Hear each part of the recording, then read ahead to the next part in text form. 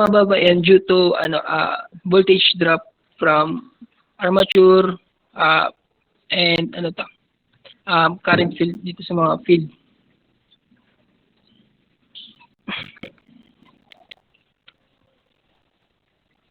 So dito sa separated, tapos may isa pa tayong generator na tawag ay separated excited,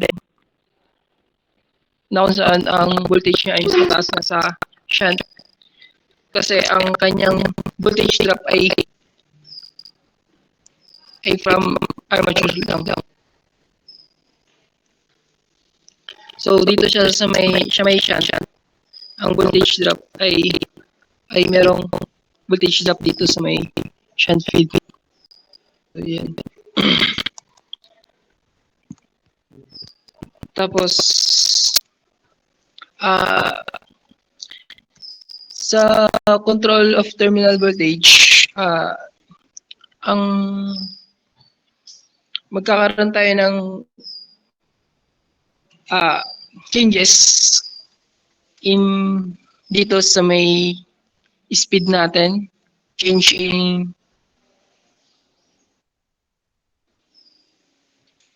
sa N and sa change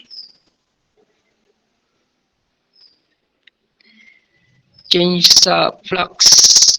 So kapag nag-change yung flux, magkakaroon din ng change sa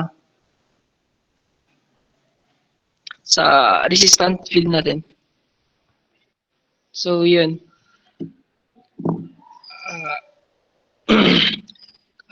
Yung generated voltage natin ay proportional nga gaya nandito sa graph na pinakita ko.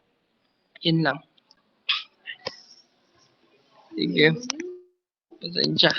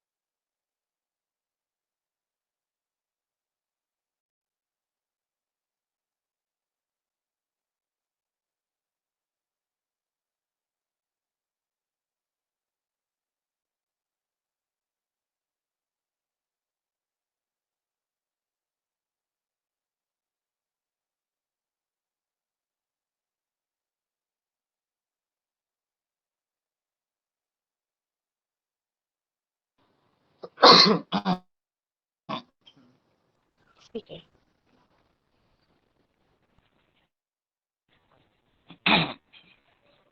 Okay, di ba?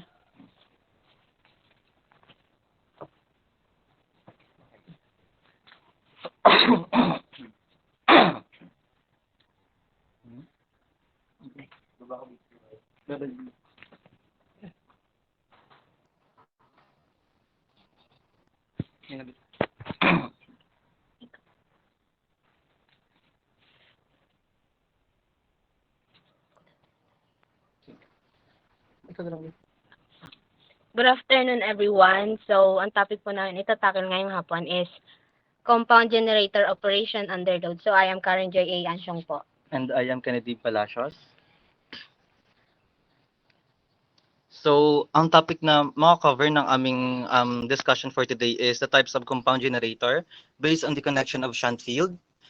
Second is the type of compound generator based on the winding direction. And last is the types of cumulative compound. Ang first subtopics na itatakil is yung two types of compound generator based on the connection of shunt field.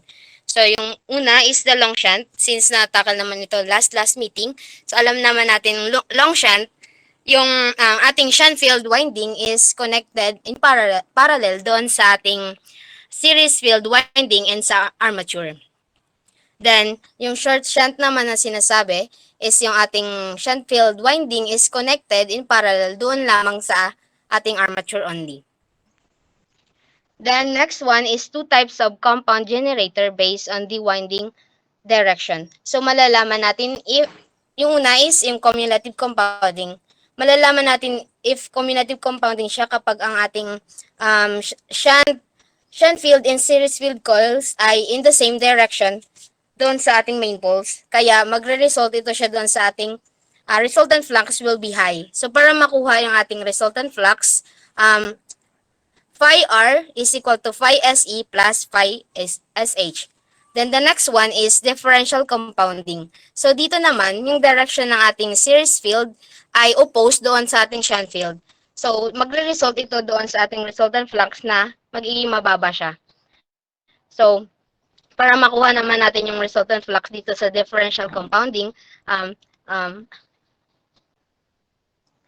phi R is equal to phi SH minus phi SE. So, ma-minus siya, kaya magiging siyang low kasi yung direction ng ating series field ay hindi tulad ng ating sa shunt field.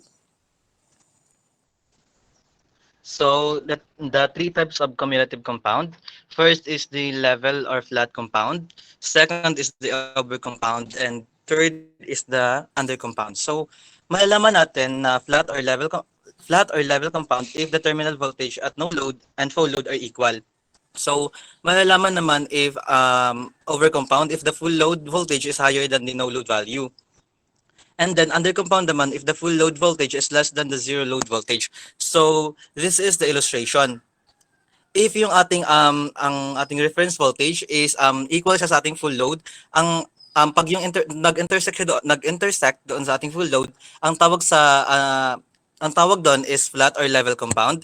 If yung ating namang if mas mataas naman sa ating full load, ang tawag doon dito sa ating red line is magiging over compound, and sa ating namang purple as magiging under compound if yung ating if mas mababa siya kaysa sa ating full load. So yun ang three types ng cumulative compound.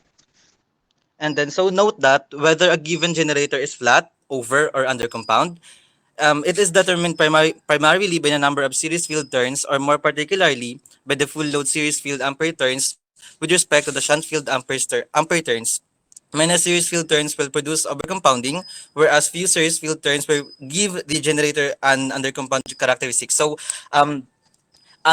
ito is naka-base naman siya sa turns. So if mas maraming turns, mas tumataas siya, so magiging overcompound. Pag equal naman siya, magiging level lang siya, and pag less naman yung ating turns is magiging undercompound.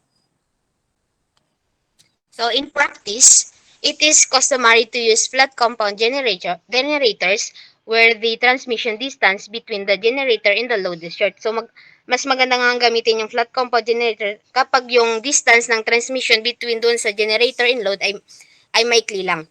Then, over compound generators are employed where the load is a considerable distance from the generator because the machine not only must generate sufficient voltage to overcome its own internal drop, but also must compensate for the transmission line voltage drop.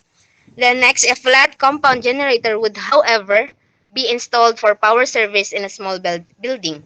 Then the last one is the one application of under compound generator is electroplating, o yung alam natin na for charging lang ginagamit.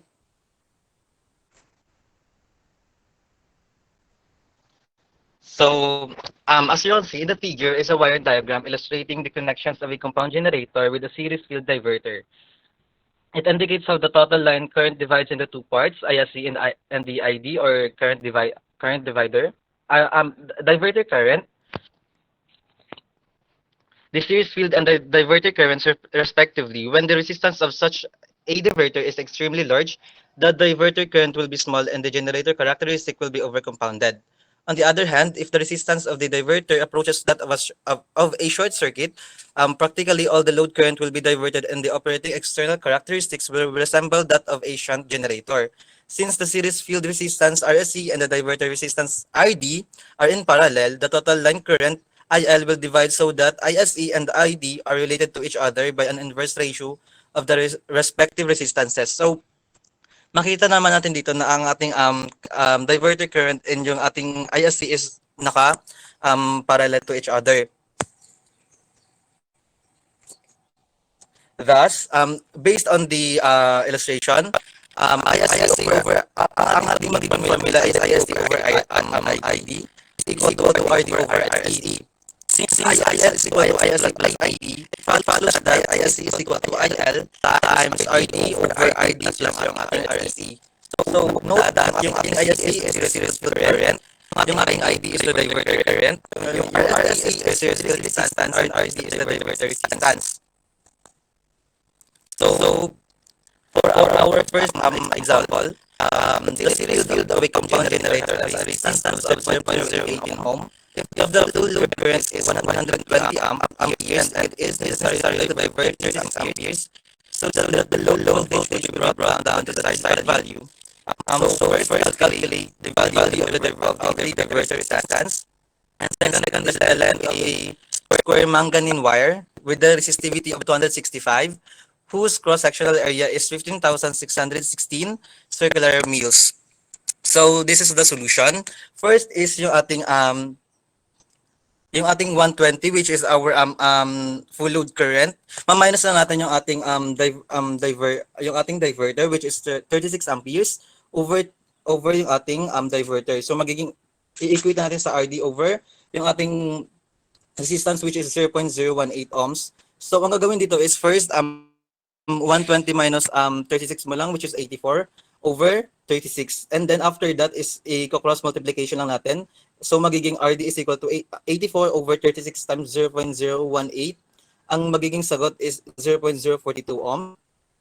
So para makuha naman yung length for B, yung ating RD, which is 0.042 ohms, is equal to 265 times yung ating hinahanap, which is yung length, kung saan yung unit niya is naka-fit over yung ating cross-sectional area, which is 15,616. So cross multiplication lang ulit, and then para makuha natin yung length, i-divide lang natin sa 265 both sides. So magiging 0.042 times 15,616 divided by 265. So ang ating magiging length is 2.48 feet. Or kung need man i-inches, which ito ay 30 inches. Next problem is, each of the series field coils of a 4-pole 50 kilowatts 250 volt compound generator has 6 1/2 turns of wire. The resistance of the entire series field is 0.012 ohm and the diverter resistance is 0.036 ohm. Calculate the number of ampere turns of each series field coil at full load. So for our problem, kukunin muna natin yung ating IL, which is, i-convert lang natin ng ating power, which is 50 kilowatts into watts, kaya naging 50,000 over doon sa ating 250 volts. So makukuha na natin yung IL is equal to 200 ampere. Then the next one is ISE. So yung ating ISE 200, which is yung ating IL, i-multiply lang natin doon sa 0.36 ohm, which is yung ating diverter resistance over 0.036 ohm na diverter resistance plus 0.036 0.112 1.2 ohm, which is yung ating resistance doon sa entire series field. So magka-come up tayo sa sagot na 150 ampere para sa ating ISE. So the last one na hinahanap is yung NI, which is yung 6 and 1/2 na turns ng ating wire multiply by doon sa ating ISE na 150 amp. So magka-come up tayo sa sagot na 975 ampere turns per series coil. And that would be all. Thank you.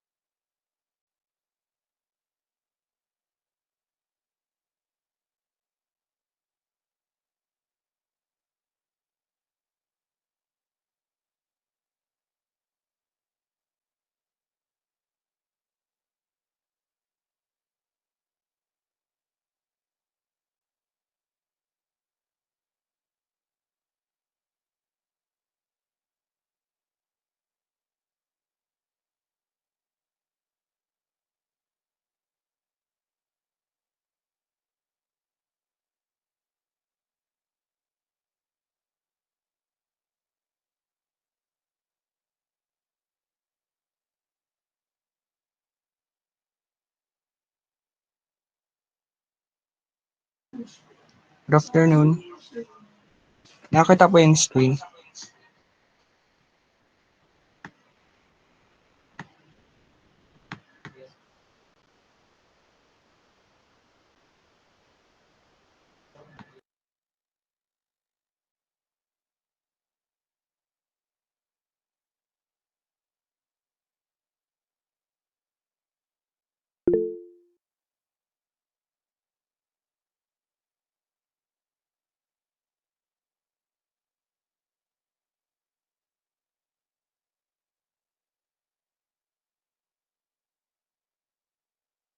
Sige.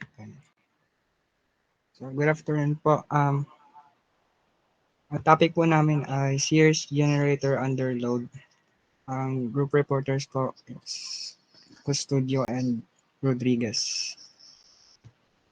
So, dito i-discuss namin yung behavior ng series generator kapag yung series generator ay under load.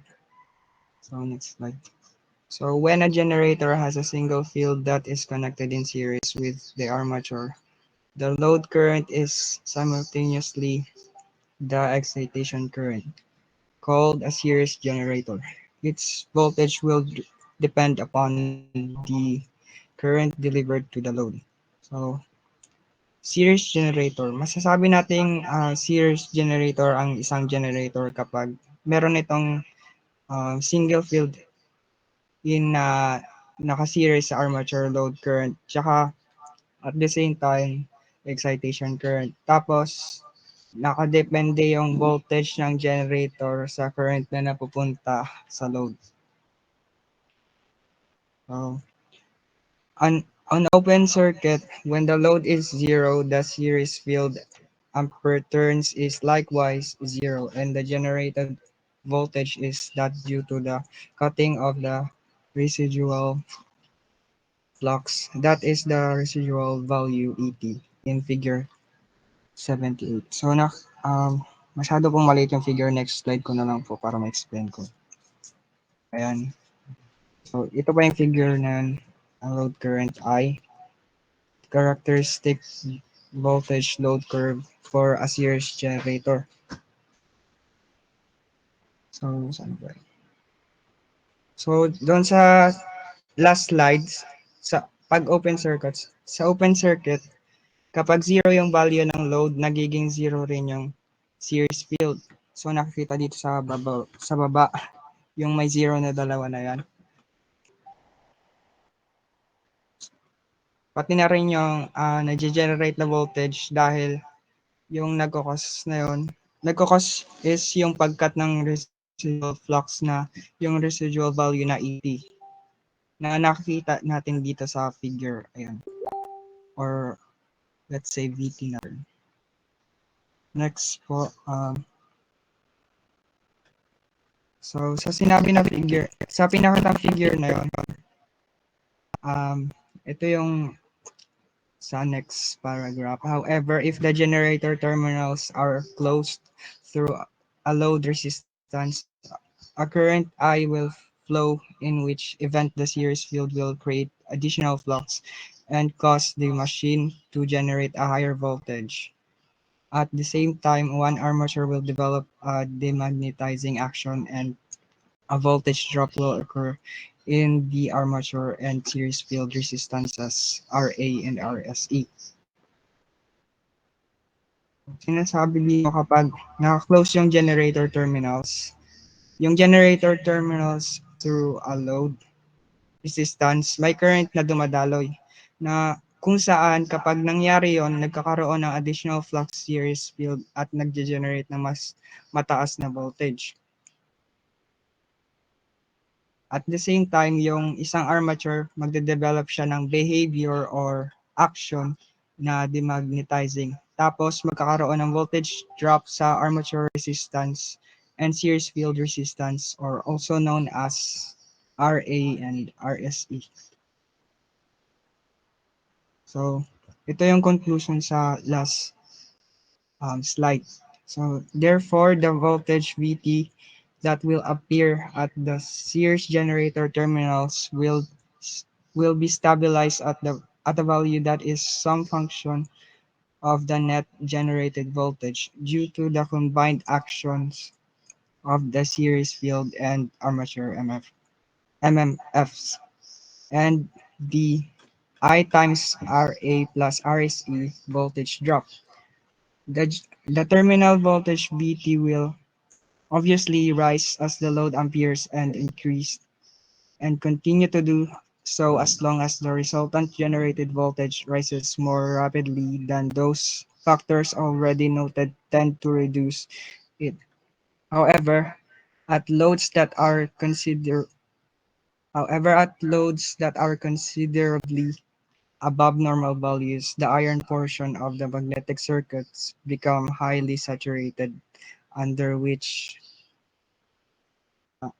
next so yung sabi dito sa slide na to, sa may conclusion dito, na yung voltage VT, mag-appear yung VT sa series generator terminals and will stabilize at the value na some function sa net generated voltage. Nangyari yon dahil nagsama yung reactions ng series field at armature. At magkakaroon ng voltage drop na yung formula na, di ba yung voltage drop? Current I times armature resistance plus the series field resistance. Tapos, yung terminal voltage VT magtataas ito same as the load amperes. Patuloy ito magtataas as the resultant generated voltage rises more rapidly tapos mas mabilis pa sa mga factors na susunod factors na mag-reduce ng values. Ayun.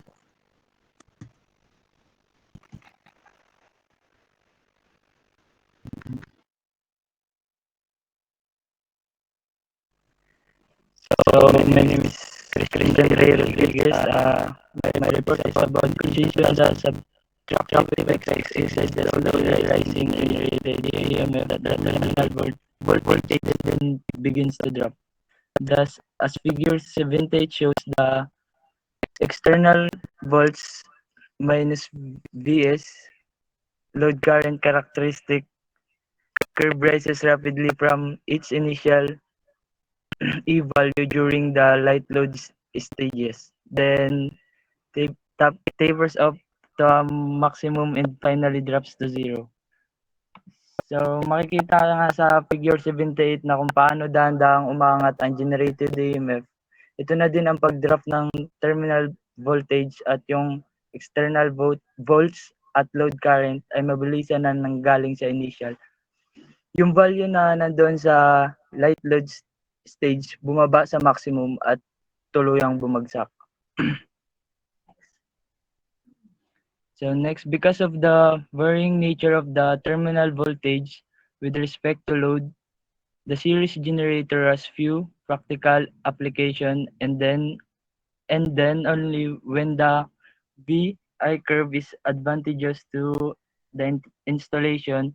In this country, it is sometimes used in a DC system for voltage boosting purposes or to minimize leakage current in ground DC system so that electrolytic action in underground structures may be reduced. In Europe, it is sometimes employed in the Surrey high voltage DC systems for the transmission of electrical energy.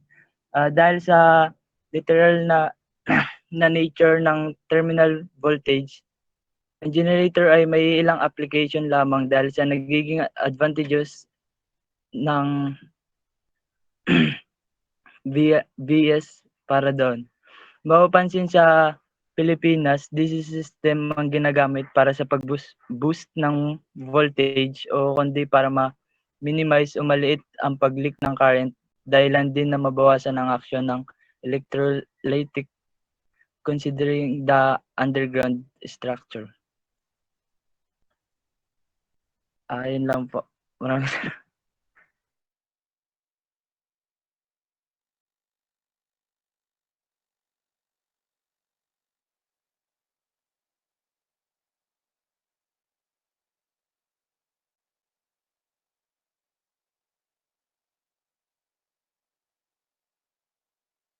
okay na po.